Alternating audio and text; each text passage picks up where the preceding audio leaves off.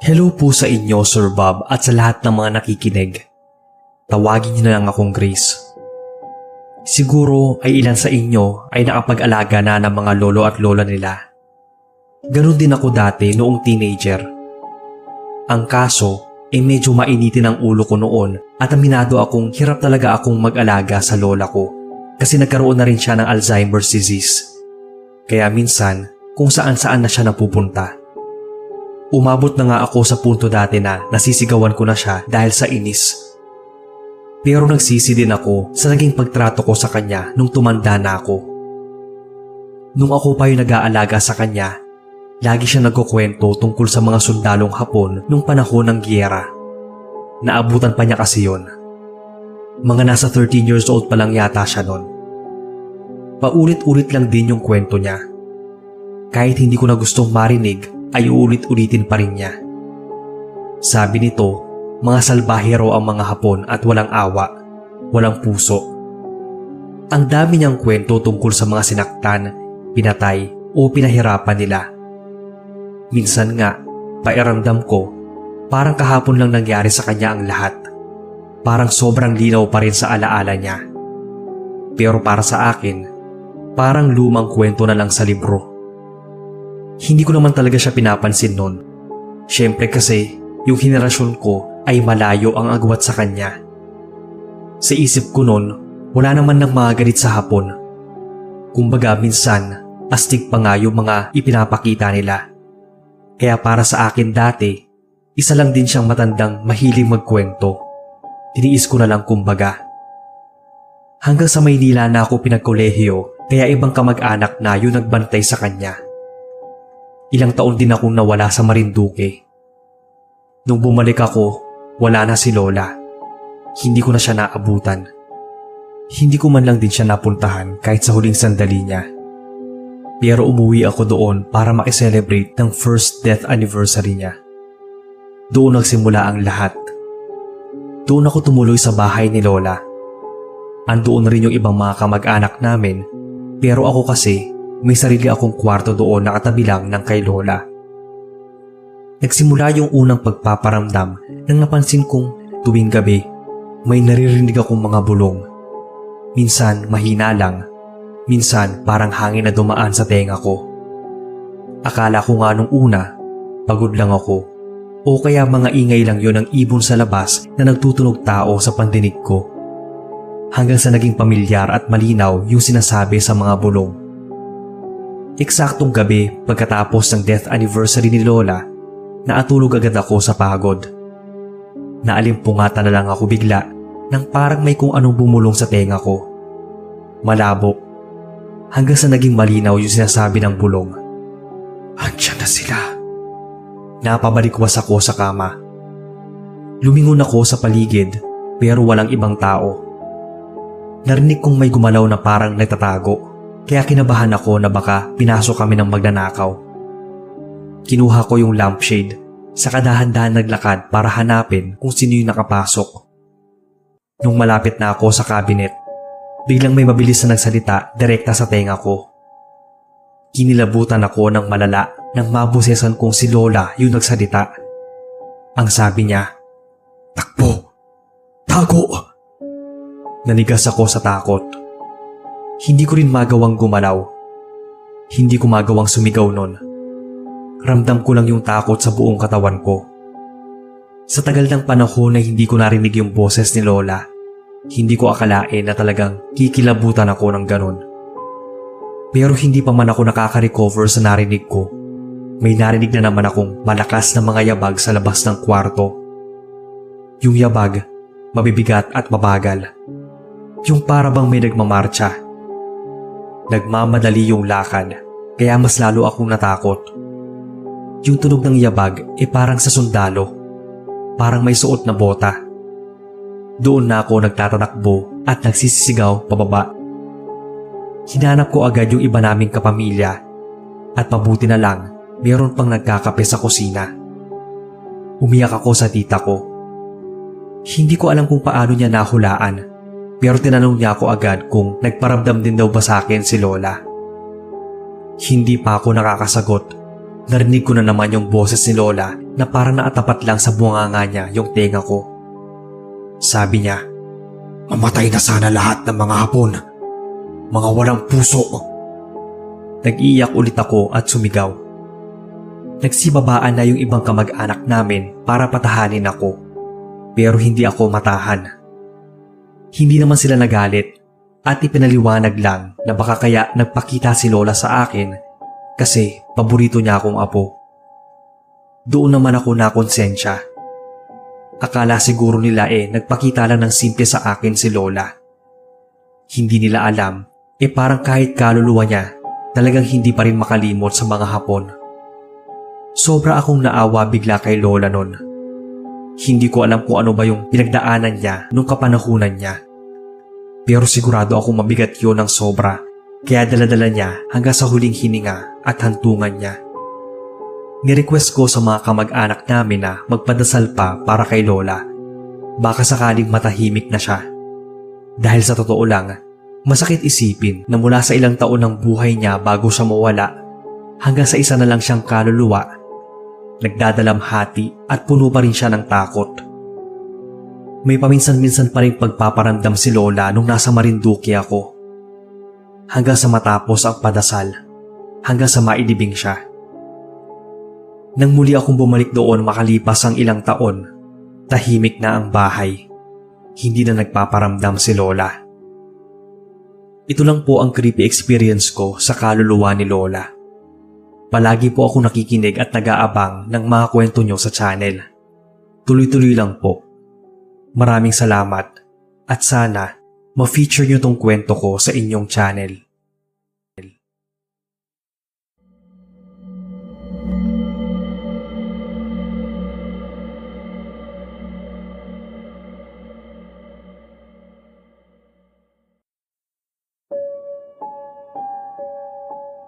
Magandang gabi po sa lahat ng mga nakikinig, lalo na sa inyo, Sir Bob. Magbabahagi lang po sana ako ng maikling kwento tungkol sa pangyayari nung nag-aaral pa ako sa college. Tawagin na lang akong Colin, isang full-time housewife na ngayon. At ayun nga po, ang ibabahagi kong story ay tungkol sa isang pangyayari sa aking boarding house nung nag-aaral pa ako sa kolehiyo sa Cebu Technological University, Cebu City. Nakatira ako sa Daang Bantayan, Cebu. Since almost 3 hours ang biyahe papunta sa aming school, ay napilitan akong maghanap ng boarding house nun. Sa kabutihang palad, nakahanap kami ng mama ko sa malapit na school at afford naman namin ang rent. One ride lang ito at nasa 15 to 20 minutes ang biyahe papuntang school ko. Ang mas ikinasaya ko nun ay nang malaman kong yung iba kong kasama sa boarding house ay halos mga students din ng CTU. Mabilis kong nakagaanan ng loob yung mga ka-boardmate ko sa boarding house dahil friendly talaga akong tao. Kahit yung mga nasa kabilang boarding house nga ay naging mga kaibigan ko rin dahil minsan nakikita at nakakasabay ko ang mga ito sa tindahan sa labas ng aming boarding house o di kaya ay nagkakasabay kami sa paglolondry ng aming mga damit. Doon sa boarding house kung saan ako nakatira, palaging maingay, magulo at palaging masaya, gawa ng halos lahat kami doon ay makukulit. Hanggang sa napunan namin ang kabilang boarding house na malapit sa amin. Kung anong gulo at ingay namin, ganoon naman katahimik ang boarding house sa kabila. Kaya minsan nga ay naisip ko na mga malulungkot siguro ang lahat ng mga tenants na naroon. Dahil halos araw-araw may tao man doon o wala ay tahimik talaga yon.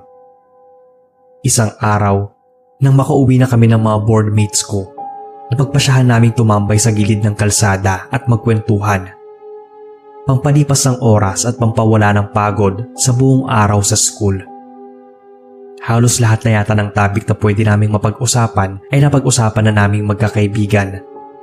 Ilang chichirya, street food at palamig na rin ang aming naubos hanggang sa inabot na kami ng dilim. Nandoon pa rin kami sa gilid ng kalsada sa tapat lang mismo ng boarding house na inuukupan namin. Mga 8:00 na siguro ng gabing yon nang mapansin naming madilim na sa kabilang boarding house na tabi namin. Halos ang ilaw sa labas ng building nila ang naka-on na lang. May mga ilang ilaw din naman kaming nakikita pa din mula sa mga bintana, pero sobrang konti lang na halos parang dim lights lang ang mga yon. Nagtaka naman ako dahil sobrang ang aaga naman nilang matulog, samantalang Sabado naman kinabukasan at walang pasok. Natanong ko nga rin yung isa kong ka-boardmate kung ganun ba talaga yung sa boarding house na yon, o baka may rules doon na kailangan ay maaga silang matulog, since mga katulad namin silang students na nag-o-occupy nun. Nagbiro pa nga ako at sinabing mabuti na lang at hindi ako doon napunta. Agad naman kaming niyaya ni Cherry na pumasok na sa boarding house namin at doon na lang ipagpatuloy ang aming pagkukwentuhan dahil gabi na rin at madilim na. Pansin ko rin ang bakas sa takot sa mukha ni Cherry noon, kaya bigla akong nagtaka. Pagpasok namin sa loob, kanya-kanya muna kaming kuha ng pagkain para maghapunan.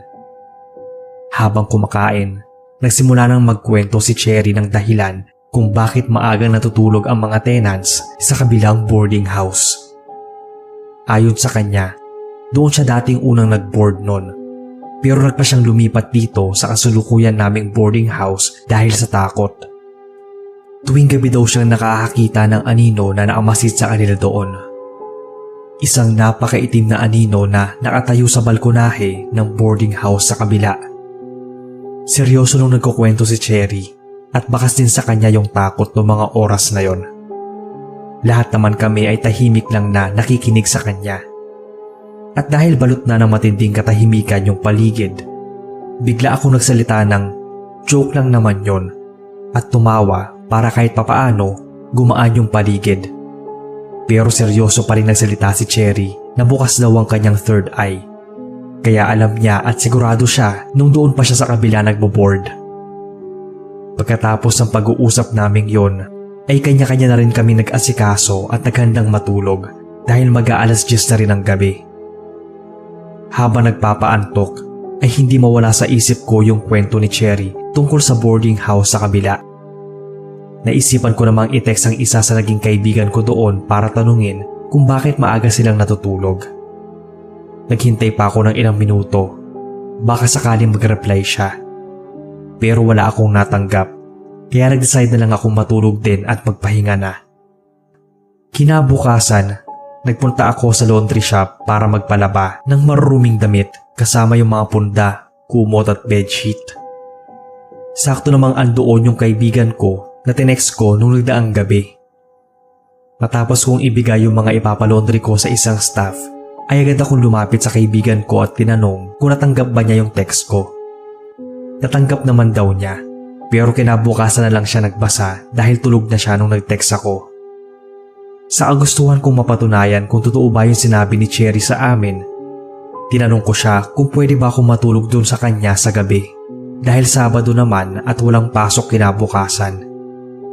Pumayag naman agad yung kaibigan ko dahil wala naman daw problema sa kanya at sigurado naman daw siyang papayagan siya ng landlady dahil isang gabi lang naman. Pagsapit ng alas 6 ng gabi noon, nakatanggap ako ng mensahe mula sa kaibigan ko na maghapunan na raw ako at mag-asikaso. Pagkatapos ay pumunta doon sa kanya dahil kailangan na naming matulog ng maaga. Nang tanungin ko kung bakit, ang taging nagisagot niya ay may curfew daw kasi sila. Agad naman ako nag-prepare ng sarili at pumunta na sa kanila dala yung isa kong unan. Nadatnan ko naman sa labas ng boarding house yung kaibigan ko na naghihintay sa akin at mukhang nagmamadali pa. Agad na kaming pumasok at dumiretso sa kwarto niya. Pagdating doon ay nilak niya agad yung pinto at inayos ang kurtina. Out of curiosity, tinanong ko siya kung bakit kailangan maaga pa kami matulog at may curfew, gayong wala namang pasok kinabukasan. Sinagot niya lang ako na basta lang daw, yun din daw kasi ang kanilang nakasanayan doon. Kung pwede nga lang daw siyang lumipat sa ibang boarding house ay ginawa na niya. Pero hindi siya makaalis doon dahil nakakontrata pala sila. Hinihintay lang daw niya na matapos yung kontrata saka maghahanap ng bagong boarding house na pwedeng malipatan. Dahil wala na kami ng pag-usapan ay maaga akong nakaramdam ng antok. Kaya nang mahiga ay agad naman nakatulog. Mga bandang 1:00 na siguro yon ng madaling araw nang magising ako dahil nakaramdam ng pagkaihi. Nilingon ko yung kaibigan ko at nakitang sobrang himbing ng pagkakatulog niya. Nag-decide akong wag na lang siyang gisingin. Ako na lang yung maghahanap sa banyo nila. Paglabas ko ng kwarto, agad naman bumungad yung makipot na hallway na hindi ganon kahaba. Madilim yung buong boarding house nila at ang tanging bagay na nagbibigay liwanag nun ay yung ilaw mula sa flashlight ng dala kong cellphone. Since hindi ko alam yung papunta sa CR nila, ay nilakad ko na lang yung maliit na daan sa bandang kanan ng kwarto ng kaibigan ko. Pagkatating ko sa dulo nun, nalaman kong balkonahe pala yon ng kanilang boarding house. Babalik na sana ako nang mahagip ng mata ko ang isang bagay na nagmistulang anino ng tao na nasa gilid ng balkonahe. Sa tulong ng streetlight sa labas at ilaw ng cellphone ko, pilit kong inaninag yung nakita ko. Pero hindi talaga masasabi kung pitch black ba yon. Nakatayo lang ito sa balkonahe at para naatingin lang sa loob ng boarding house. Nagmadali naman akong umalis sa area na yon nang maalala ko yung kinuwento ni Cherry. Pero nakarinig ako ng ilang beses na pagsitsit kaya napalingon ako nang wala sa oras. Nanigas ako sa kinatatayuan at nagsitayuan ng mga balahibo dahil paglingon ko, bumungad sa akin ang isang babae. Sobrang lapit namin sa isa't isa na sa palagay ko ay nasa 2 tangkal lang yung pagitan ng mukha namin. Sobrang itim na mga mata niya. Nakalugay yung mahaba at magulo niyang buhok at maitim yung mga labi niya. Dahil sa sobrang pagkabigla at takot nun, ay nabitawan ko yung hawak na cellphone at hindi ko na alam ang nangyari. Nawalan kasi ako ng malay. Pagkagising ko ay nakahiga na ako sa sarili kong kama sa loob ng kwarto sa aming boarding house.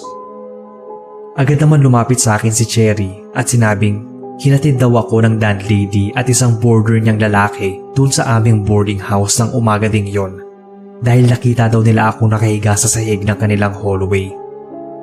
Tinanong naman ako ni Cherry kung anong nangyari. Muli kong naalala yung nakita ko kaya naiyak na lang ako sa kanya. Hindi rin naman niya ako pinilit na magkwento nun. Hanggang sa maging okay na ako at ako na mismo yung nagkusang nagkwento sa kanila nang nakita ko. Mula nung araw na yun, hindi na ako muling tumingin pa doon sa boarding house kahit saglit. Nagkaka-text pa rin naman kami ng kaibigan ko noon hanggang sa natapos yung kontrata niya at nakalipat na ng ibang boarding house. Simula nang makalipat yung kaibigan ko, wala na rin akong naging ibang alam tungkol sa kanilang boarding house. Hanggang sa isang araw ay nakita naming binabaklas na yung building nila at alaman naming lumipat na sa ibang boarding house lahat ng tenants nila simula nang umalis yung kaibigan ko. Siguro nga kasi lahat sila ay nakaranas din ng pagpaparamdam at pagpapakita ng kung sino mang anino, multo o nilalang yon. Hanggang dito na lang po ang experience ko, sir. Sana ay mabasa nyo kahit may kahabaan ng kwento. God bless po sa lahat.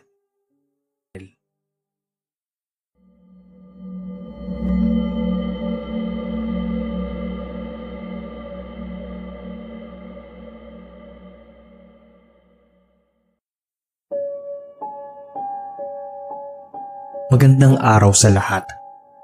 May mga kwento din ba kayo nung bata na hindi ka panipaniwala? Ako kasi meron. At noong mga panahon na to ay sa Marinduque pa kami nakatira ng pamilya ko. Tanda ko pang nasa 8 years old pa ako noon, pero kabisado ko na ang mga nangyari hanggang sa ngayon. Naalala ko lang bigla to nung nag-i-scroll ako sa FB at lumabas yung Marinduque. Kaya naman naisipan ko na rin i-share sa inyo yung nangyari sa akin noon. Dahil nga sa bata pa ako noon, wala rin kapatid o pinsan na kasing edad ko. Madalas akong maglaro sa labas kahit na ako lang ang mag-isa. Minsan, nakikipaglaro ako sa ibang mga bata. Pero sa dahil hindi ko sila ganon kasundo, mas pinipili ko na lang na maghanap ng spot ko kung saan ako makapaglaro kahit ako lang. May nahanap naman ako noon. Malaking puno siya sa gitna ng maliit na burol. Doon lang ako palagi. Gumagawa ng laruan kong baril-barilan gamit yung kahoy. Hanggang sa nakilala ko si Arnel. Mabait si Arnel. Nung una nga, nahihiya pa siya. Pero ako na yung tumawag sa kanya para maipaglaro. Marami siyang peklat noon sa katawan na kulay puti. Para nga siyang baka. Pero hindi ko naman yun pinansin dati o pinakailaman. Kasi tinuruan ako ng nanay ko na huwag magbibigay ng opinyon sa itsura o pamumuhay ng iba. Tinanong ko siya kung bakit siya walang kalaro. Ang sabi niya, pinagtatawanan daw kasi siya ng ibang mga bata dahil sa itsura. Nalungkot naman ako noon, kaya siya na lang yung kinaibigan ko. Total naman ay nagkakasundo kami. Masaya siyang kasama, masiyahin, parang hindi napapagod o pinagpapawisan man lang. Madalas niyang ikwento sa akin ang buhay niya. Sabi niya, dati raw ay malaki ang bahay nila. Maraming kakahuyan sa paligid at masaya. Pero minsan, nagiging malungkot siya kapag napupunta yung usapan namin sa pamilya niya. Isang beses, tinanong ko siya kung saan niya nakuha yung mga peklat. Tumahimik siya saglit. Tapos kinuwento niya na sinunog daw ng mga kano. Ako naman na hindi rin talaga pala tanong kapag hindi ko naiintindihan yung mga bagay. Tumango lang ako. Hindi ko rin alam kung paano siya sasagutin. Kaya iniwas ko na lang yung usapan sa pamilya para hindi siya malungkot. Pero isang araw, pinagalitan ako ni na mama at lola. Ang hilig ko raw kasing magpagabi sa labas kahit mag-isa.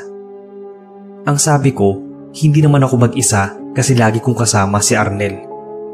Ikinuwento ko pa nga kung paano niya ikinuwento sa akin yung tungkol sa nasunog nilang bahay. Sabi naman ni na mama, wala naman daw nangyaring sunog na nabalitaan nila. Baka daw nagkukunwari lang yung batang yon sa kwento niya. Malikot lang yung isip, ganun. Nagalit pa nga ako kasi hindi naman sinungaling si Arnel. Kaya kahit sa bahay ay hindi ako masyadong umimik ng ilang araw. Hanggang sa may unti-unti akong napansin. Noong una, narinig ko ng pinag-uusapan ako ng mga bata na dati kong kalaro. Parang bumubulong sila sa isa't isa tapos titingin sa akin. Hindi ko marinig kung anong pinag-uusapan nila pero alam kong ako yun. Kinuwento ko yun kay Arnel. Tapos sasabi niya baka raw naiinggit lang sa akin kasi magaganda yung suot kong damit at laging bago pa. Dahil sa sinabi niya, napansin ko tuloy na parang hindi siya nagpapalit ng damit. Yun at yun lang din yung paulit-ulit niyang suot. Puting t-shirt at shorts na kulay dilaw. Tinanong ko siya kung wala ba siyang mga bagong damit. Malungkot ng ngiti lang yung sinagot niya sa akin. Kaya naman ang sabi ko ay bibigyan ko siya. Tuwang-tuwa pa nga siya noon dahil sabi niya matagal na raw nung nagkaroon siya ng bagong damit. Kaya pag uwi ko, nagpaalam agad ako kay mama kung pwede ba akong magbigay ng damit sa kaibigan ko kasi nga kawawa siya. Ang kaso, nagulat ako kasi bigla akong pinagalitan ni Lola. Pinag-uusapan daw ako ng mga bata sa labas na baliw daw ako kasi sarili ko lang daw yung kinakausap ko lagi. Tapos nakikipaglaro pa ako sa sarili ko. Nakita daw ako ng mga bata noon sa burol. Iginiit ko kay Lola na may kalaro ako pero ayaw niyang maniwala. Pinagtanggol na lang ako ni Mama na baka raw may imaginary friend lang ako. Kaso, tigilan ko na raw. Masyado na raw akong matanda para magkaroon ng imaginary friend. Iyak ako ng iyak buong gabi noon kasi ayaw nila akong paniwalaan. Kinabukasan, nagsumbong ako kay Arnel. Umiyak din ako sa kanya sa kasabi kong ang sama ng mga bata. Seryoso lang yung mukha niya noon.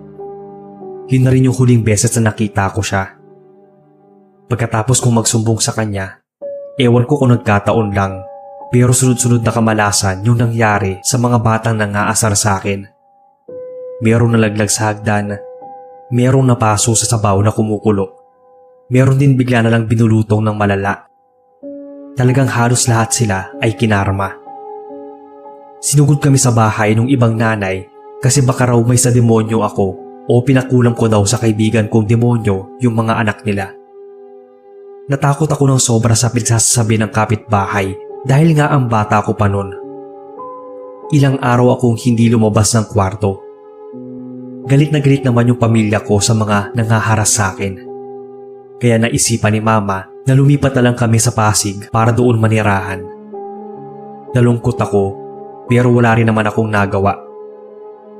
Nung nasa van na kami paalis, pagkasilip ko sa side mirror, nakita ko si Arnel na nakatayo tapos kumakaway sa akin. Umiyak ako at nagpumilit kay mama na magpapaalam muna ako. Pero wala naman daw bata doon kaya hindi niya ako pinababa. Kahit nung nakarating kami sa Pasig, iniiyakan ko si Arnel. Siya kasi yung masasabi kong unang naging best friend ko. Pero laging ine-explain sa akin ni mama na baka daw imaginary friend ko lang yon. Kasi ganun daw ang mga bata. May nakikita sila na nasa utak lang nila. Hanggang sa pinaniwalaan ko na lang din. Baka nga lang guni-guni ko lang siya o bunga lang ng imagination ko bilang isang bata. Sa paglipas ng panahon, nakalimutan ko na si Arnel. Pero may nabanggit noon sa history class namin nung high school. Nung panahon ng giyera, marami daw mga bahay sa Marinduque na sinunog ng mga kano. Doon ko naalala yung kwento sa akin ni Arnel. Yung damit niyang sobrang luma, pati yung ako lang yung nakakakita sa kanya. Naisip ko na baka hindi lang imaginary si Arnel. Baka multo siya, kaluluwa ng batang nasunugan ng bahay doon. At hanggang ngayon, hindi pa rin siya makaalis at pagala-gala pa rin yung kaluluwa niya sa Marinduque. Nalungkot ako para sa kanya. Kaya pinangako ko sa sarili ko noon na pag bumabalik ako ng Marinduque, makita ko man ulit si Arnel o hindi, magsisindi ako ng kandila at aalayan ko siya ng damit at tsokolate na ginagawa ko pa rin naman hanggang ngayon sa tuwing pupunta ako ng Marinduque. Hanggang dito na lang Sir Bob ang kwento ko. Salamat sa oras at sana ay mabasa ninyo.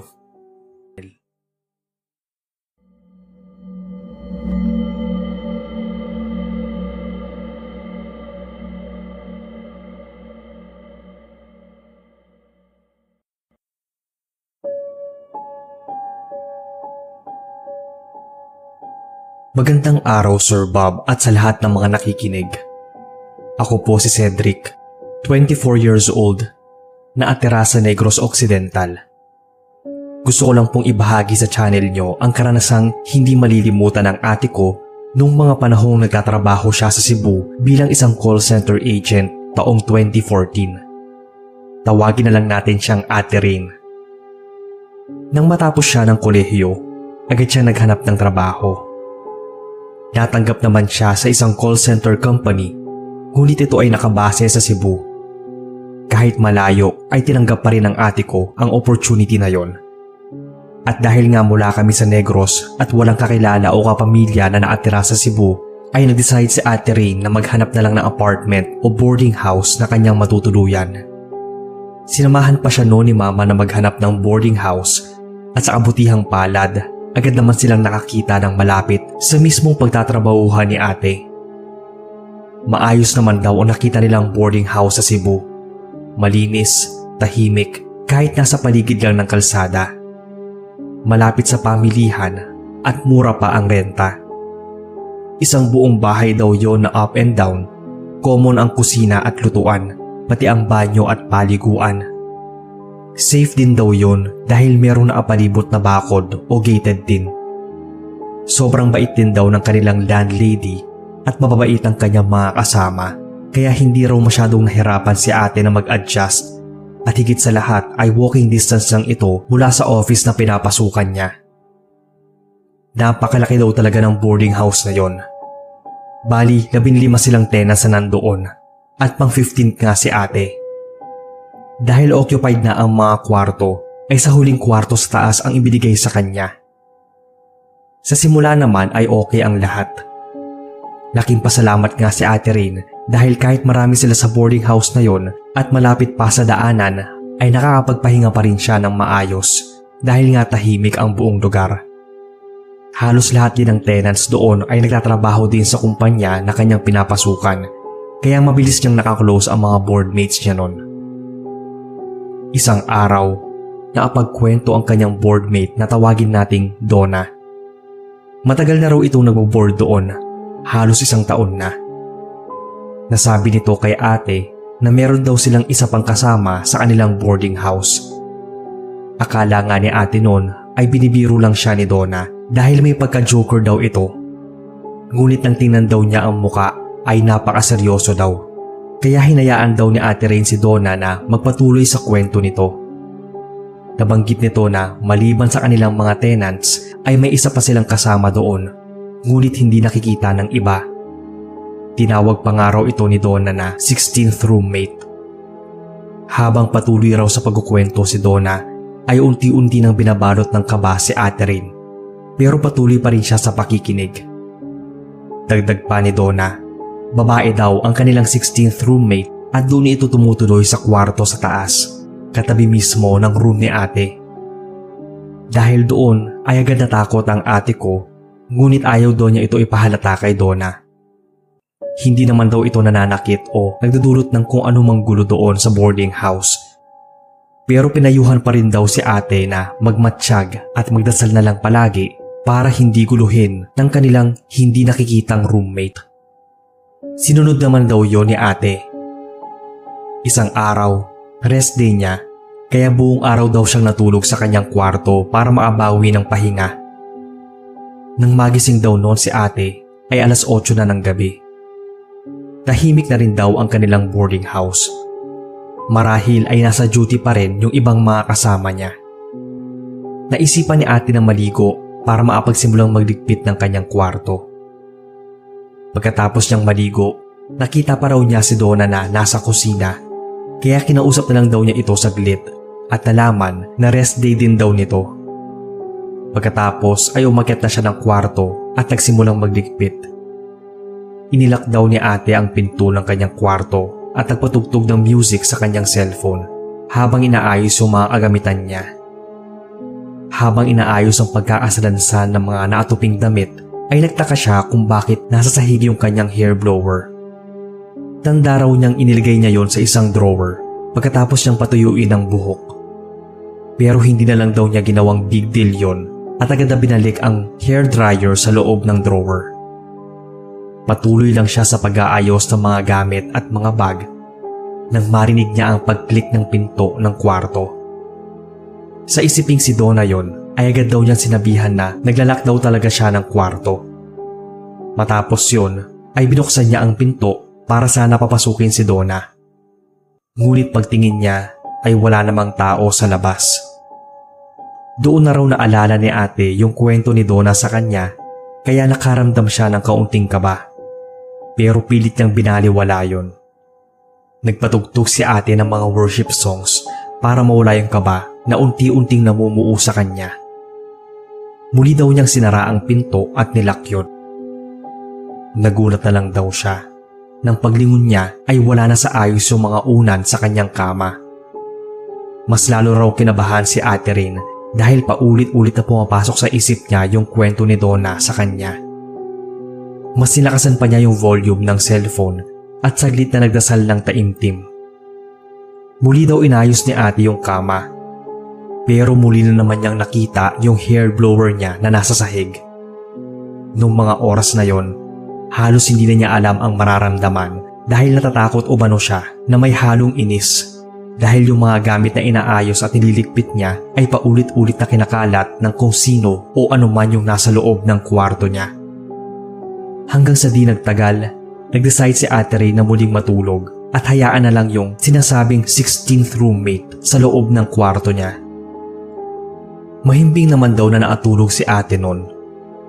Pero nang magmadaling araw na ay nagising siya dahil naramdaman niyang may humila ng kumot mula sa katawan niya. Agad siyang kinabahan nang muling maalala na baka multo yon ng kanilang boarding house. Halos hindi nga raw siya maagalaw mula sa kanyang pagkakahiga dahil may kakaibang pakiramdam siya na parang merong taong nakahiga sa tabi niya. Nakatagilid daw kasi siya ng higa nun kaya hindi niya kita ang nasa may bandang likuran niya.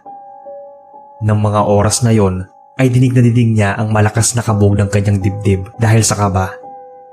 Gusto niyang abutin yung cellphone na nasa tabi lang ng unan niya pero hindi niya maigalaw ang kamay at gusto man daw niyang sumigaw. Hindi rin niya magawa dahil parang biglang nanuyo yung kanyang lalamunan at hindi maibuka ang bibig. hanggang sa maisipan niyang mag-usal ng dasal mula sa kanyang isipan. Pagkatapos, pilit niyang ginalaw ang katawan para lingunin ang katabi. Humugot pa siya ng malalim na hininga at buong lakas na pinilit ang katawan na hanapin kung sino man yung nasa tabi ng kanyang kama. Halos hindi niya alam ang gagawin ng mga oras na yon nang nakita niya ang anyo ng babaeng nakahiga katabi niya. Mula sa liwanag galing sa kanyang maliit na ilaw, nakita niya yung makapal at mahabang buhok na naatakip sa muka ng babaeng katabi. Sobrang kapal daw ng buhok nito, dahilan para hindi niya makita yung buong muka. Tanging manipis na labi lang daw nito ang naaninag niya. Bigla naman daw umalingaw-ngaw ang tunog ng dumaang ambulansya, dahilan para magkaroon siya ng lakas para makasigaw at humingi ng tulong. Noong mga sandaling yon ay humagulgol na siya ng iyak at habol ang kanyang hininga dahil sa takot. Basang-basa na rin ng pawis ang buo niyang katawan. Ilang saglit lang daw ang binilang nang may marinig si ate na katok at pagsigaw mula sa labas ng pinto ng kanyang kwarto. Mabilis naman niyang binuksan yon at nakita si Donna na nasa labas at agad niya itong niyakap ng mahigpit habang patuloy sa pag-iyak. Dinala naman daw siya ni Donna sa baba kung saan ang kwarto nito at doon pinatahan at pinakalma. Hanggang sa sumapit ang liwanag ay hindi na sila nakatulog pa dahil ayaw na ni Catherine sa takot na baka paggising niya ay may babae na namang mahaba ang buhok ang muli niyang makita. Pagsapit ng umaga ay agad kinuwento ni Donna ang nangyari sa kanilang mga kasama pati na rin sa landlady. Agad itong nagdesisyon na magpamisa sa kanyang boarding house. Samantalang si Catherine naman ay tumawag sa amin sa bahay at agad pinapunta si Mama sa kanya. Doon na natulog si Mama sa boarding house ni ate dahil nagpatulong itong maglipit ng gamit. Nag-decide na kasi si Catherine na muling maghanap at lumipat ng ibang boarding house. Tumagal ng 1 taon si Catherine sa kumpanya na kanyang pinagtrabahuhan doon sa Cebu. At nang makaipon ng sapat, kinalaunan ay nagdesisyon siyang mag-apply bilang VA o virtual assistant na agad namang pinalad na matanggap. Kaya agad siyang umuwi sa amin dito sa Negros. Kasalukuyang nasa work from home setup si ate at hindi na naghanap ng ibang trabaho pa sa opisina. Maski nga ako ay inuudyok niyang mag-work from home na rin. Pero mas gusto ko kasi na bumabiyahe at pumapasok. Hanggang dito na lang ang kwento ng ate ko, Sir Bob. Salamat kung inyong mabasa at sana ay mainarito rin to nang mapakinggan din namin.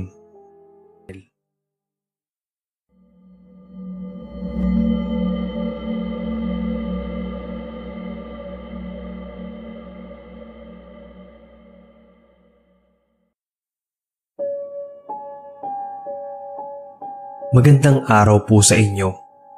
Tawagin na lang akong Jane. Tubong Maynila pero Marinduque ang probinsya namin. Gusto ko lang pong ikwento itong na-experience ko pero konting background lang. Nung naghiwalay sina Mama at Papa, umuwi kami sa Marinduque para doon manirahan. Yung unang bahay namin ay yung ancestral house ata ng tatay ni Mama. Nakalimutan ko na eksakto.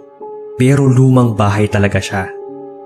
Gawa sa kahoy pero maganda at mataas. Bukod sa mga gamit na matagal na, isa saan doon pa yung mga alaala ng nakaraan na hindi pa rin makaalis. Mahilig talaga ako sa anime simula pa nung bata. Pero dahil sa mga nangyari sa akin doon sa bahay, kada may maririnig akong nagninihongo o Japanese, natatakot ako. Nagsimula ang lahat nung mismong pagkalipat pa lang namin. Wala pa naman akong pasok noon kaya nasa bahay lang ako at nanonood ng anime. Napansin ko agad na nung unang 3 araw namin, palagi na lang ako may naririnig na may hinang pag-iyak sa 10 oras ng gabi tuwing matutulog na ako. Akala ko nung una ay si Mama lang kasi nga kakahiwalay lang nila ni Papa. Baka nalulungkot lang siya, ganon. Pero nang kumprontahin ko naman siya tungkol doon, natawa lang siya. Sinabi niyang baka nananaginip lang ako o nagkakamali ng dinig. Inisip ko na dinedenay lang ng Mama ko at ayaw lang niya na isipin kung nahihirapan siya sa setup namin. Pero sa gilid ng utak ko, iba na rin talaga yung pakiramdam ko. Iba yung kutob ko. Isang gabi, nanonood ako ng anime sa laptop ko. Nakapatong lang sa kama yung laptop at walang earphones kaya malakas yung tunog galing sa speaker. Habang nasa kalagitnaan ako ng panonood, may narinig akong mabilis na pagtakbo sa labas ng kwarto ko. Rinig na rinig ko yung yapak pero hindi naman ganon kabigat. Napapitlag ako. Sumilip agad ako sa pinto pero wala namang tao. Pumunta ako sa kwarto ni Mama. Pagpasok ko, nakabukas pa yung lampshade niya pero malalim yung tulog. Inisip ko na baka may pusa lang na nakapasok kaya bumalik na lang ako sa kwarto para manood ulit. Hanggang sa maatulog na ako. Kinabukasan, gabi na nang matapos ako sa schoolwork. Kaya nanood ulit ako ng anime habang nakahiga.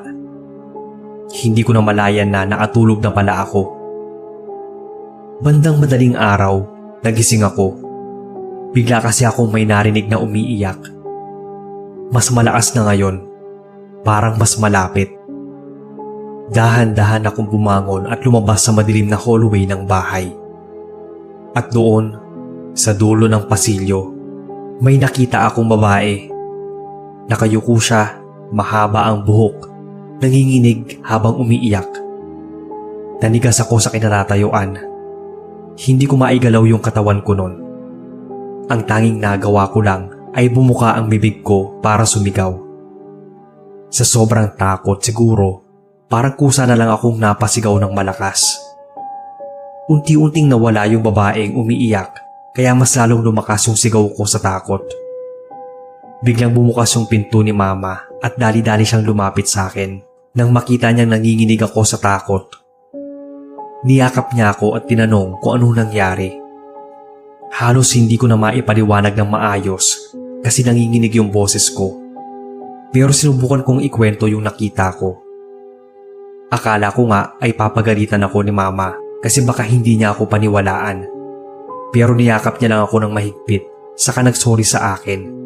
Kasi hindi niya alam na andoon pa raw pala sa bahay na yon yung babaeng nagpaparamdam. Dati pa raw yon. Nung maliit pa lang siya, may babaeng nagpaparamdam na sa bahay. Pero minsanan lang. Ang kwento sa kanya ng lolo, baka daw isa yon sa mga may-ari o tumira sa bahay na yon na naabutan pa yung panahon ng giyera sa Marinduque. Hindi naman daw nagpaparamdam kay Mama. Pero ang suspecha niya, baka pinatay daw ng mga Hapon nun. Kaya galit siya sa kahit sinong may kinalaman sa kanila. Sinabihan niya akong umiwas muna sa panonood ng anime. Baka raw yun ang dahilan kung bakit nagpapakita yung babae. Siguro ay dahil sa boses o sa mga naghahapon. Siguro kung hindi ko pa nakita yung multo, baka tinawanan ko pa si Mama. Baka nakornihan ako. Pero alam ko rin na posibleng sinasabi ni Mama at wala namang masama kung susunod ako kesa naman may magparamdam pa ulit sa akin. Simula nun, tinigil ko na yung panonood ng kahit anong anime. At sa totoo lang, hindi ko na rin nagawang bumalik pa sa hallway tuwing 10 oras ng gabi. Wala nang nagpaparamdam pagkatapos nun. Pero kahit kailan, hindi na nawala sa isip ko yung itsura ng umiiyak na babae. Lalo na kapag may naririnig akong kahit anong salita o kanta na Japanese. Para akong bumabalik sa gabing yon, sa madilim na hallway, sa takot na hindi ko malimutan. Hanggang sa bumalik kami sa Maynila nung nag-college na ako. Hindi ko na binalikan yung lumang bahay na yon. Pero minsan sa panaginip ko, nadidinig ko pa rin yung may hinang pag-iyak ng babae sa dilim. Nung nag-aaral ako, nababanggit pa rin yung history ng Pilipinas. Kapag natataon kami sa panahon ng giyera, naaalala ko yung multo. Naiisip ko kung gaano kalala yung sinapit niya sa panahon ng pananakop para magparamdam pa rin siya hanggang ngayon at manatili yung alaala niya dun sa lumang bahay sa Marinduque. Hanggang dito na lang, sir, ang kwento.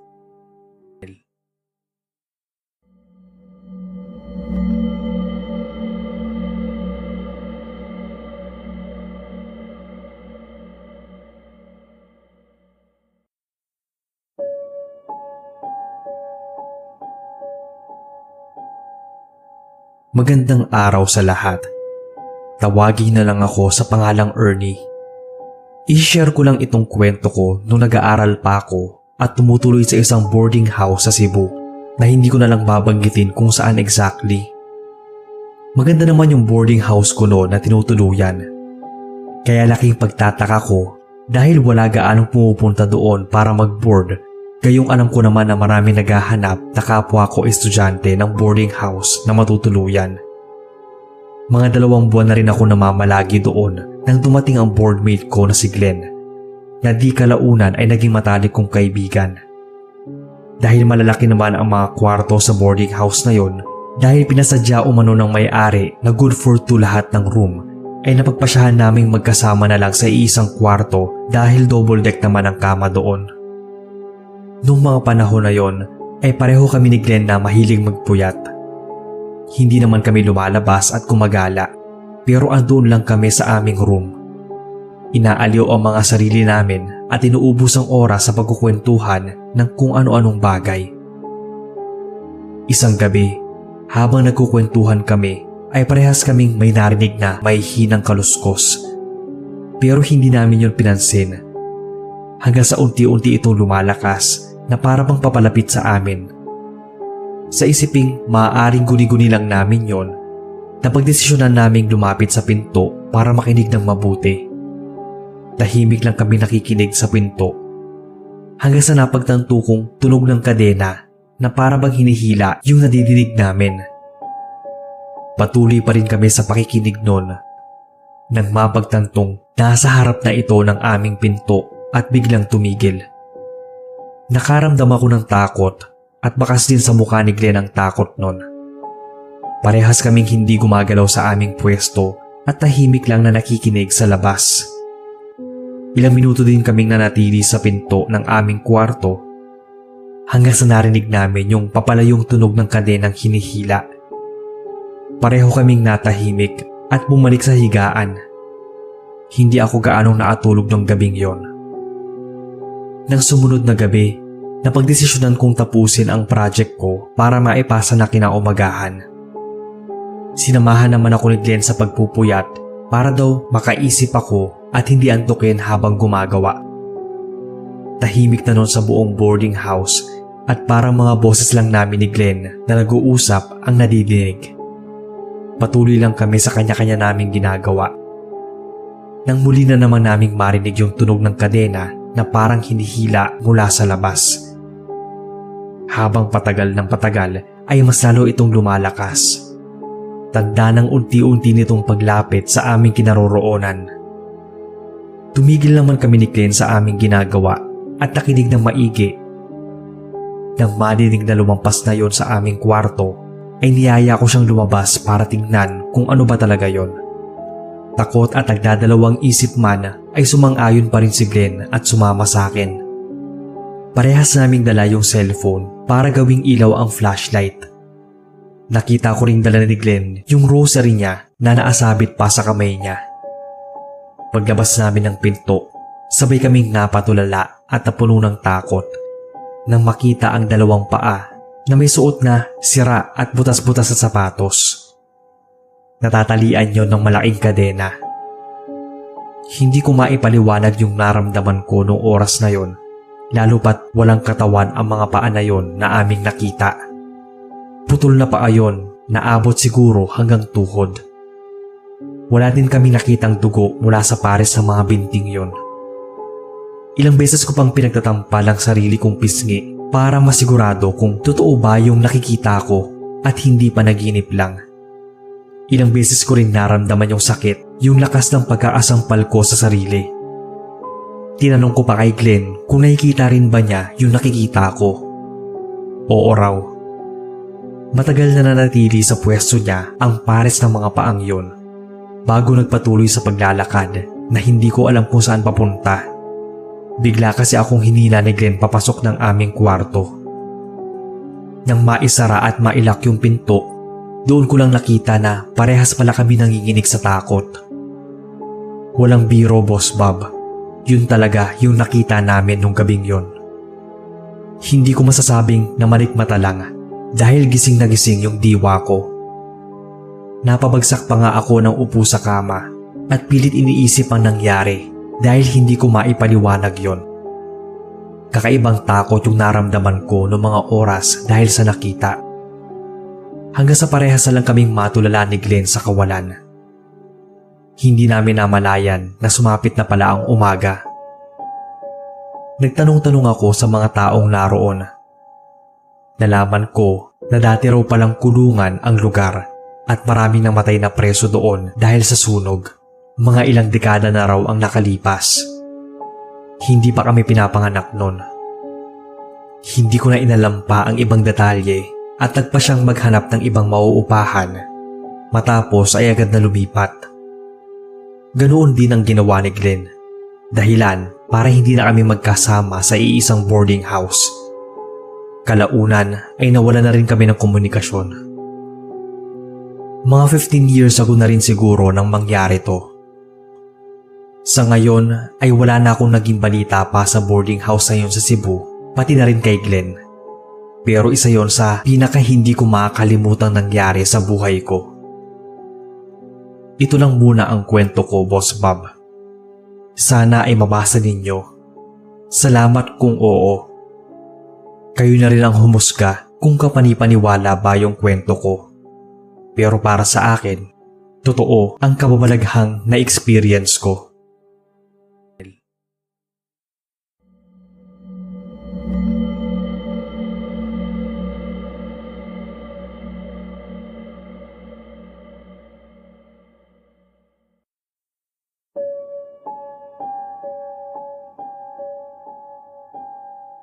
Magandang gabi, boss. Ako si JM. Sa totoo lang, wala kaming pinagkwentuhan ng nangyari sa amin sa Marinduque kasi natatakot kaming may magparamdam sa amin ulit. Pero dahil sa matagal naman na, naisipan ko na rin i-share sa inyo para naman may ambag ako. Bago pa mag-pandemic, naisipan naming magbakasyon saglit ng mga kaibigan ko. Gagraduate kasi kaming lahat. Kaya gusto naming iregalo sa mga sarili namin kahit 2 araw lang ang paggala at pahinga. Dahil may rest house sa isang maliit at tagong isla sa Marinduque yung tatay ni Ivan na tropa naman namin, doon na lang namin naisipang pumunta para menos gastos rin. Sobrang ganda ng isla kung tutuusin at nagbuka pang private island nila kasi walang ibang nakatira. Pahirapan din pumunta at patagal kami sa bangka na kinontrata lang ng pamilya ni Ivan kasi wala namang bumabiyahe papunta sa isla na pupuntahan namin. Kung tutuusin, masaya talaga yung buong araw namin doon sa isla. Maganda kasi to, sobrang tahimik. Parang wala kang ibang maririnig kundi yung alon at yung hangin na humahampas sa mga dahon. Pero sobrang init. Sulit naman din kasi parang private island talaga siya. Wala rin kaming ibang kasama kundi yung caretaker na si Mang Romy. Pero halos di naman namin siya nakikita kasi may sarili itong kwarto. Habang nag-iikot ako sa loob ng rest house, napansin ko na may batang tumatakbo sa gilid. Maliit lang ito, na ang puting damit, mabilis tumakbo papunta sa isang kwarto. Hindi ko naman pinansin. Akala ko anak lang ni Mang Romy o kamag-anak kaya hinayaan ko na lang. Nung gabi, naisipan naming mag-bonfire. Tawanan, inuman, kantahan. Siyempre, hindi mawawala yung kwentuhan ng mga horror experience kuno ng bawat isa sa amin. Isa-isa kami nag-share ng mga kwento na di naman namin alam kung totoo ba o trip-trip lang. Tapos si Ivan, biglang nagkwento tungkol sa rest house. Ang sabi niya, may kwento-kwento raw na may multo sa bahay na gumagala. Dati raw kasi, may isang katulong at anak niya sa rest house ang nakatira. Sila lang daw ang iniiwan kapag wala yung may-ari. Kaso isang gabi, may magnanakaw ata o pirata na napadpad ng loob at pinatay silang mag-ina. Simula raw nun, may mga nagpaparamdam na sa bahay. Inasar pa namin si Ivan kasi ayaw naming maniwala sa kwento niya. Baka gusto lang niyang manakot o mag-prank kasi gawain din niya yon. Pero ako, biglang sumagi sa isip ko yung batang nakita ko kanina. Kaya tinanong ko si Ivan na kung patay na yung bata, bakit may nakita pa akong bata sa loob kanina? Kawawa naman yung bata, sabi ko. Pinatay na niya sa kwento niya para lang takutin kami. Tinawanan lang ako ni Ivan. Sa kanya sinabing wala naman daw batang nakatira sa rest house at yung caretaker na si Mang Romy matanda na. Yung multo daw na sinasabi niya yung babaeng katulong daw yon. Medyo kinilabutan ako, pero pilit ko na lang inisip na baka nagkamali lang ako ng nakita. Baka anino lang o baka pagod lang ako sa biyahe. Baka niloloko na naman ako ni Ivan. Dinamihan ko na lang yung pag-inom ng alak para kahit papaano kumalma ako. Medyo nakaramdam na kasi ako ng takot nun.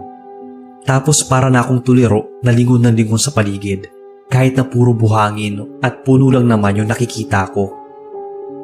Tinigil na namin yung horror experience na usapan. Nag-asara na lang ulit kami. Pero mukhang hindi talaga kami magiging masaya nung gabing yon. Habang nagkakasiyahan kami, biglang tumakbo yung isa naming kasama na si Bea. Galing kasi siyang CR. Halos matapilok na nga siya sa pagmamadali habang mangiyak-ngiyak at nanginginig pa. Ang sabi niya, may bata raw sa loob ng CR.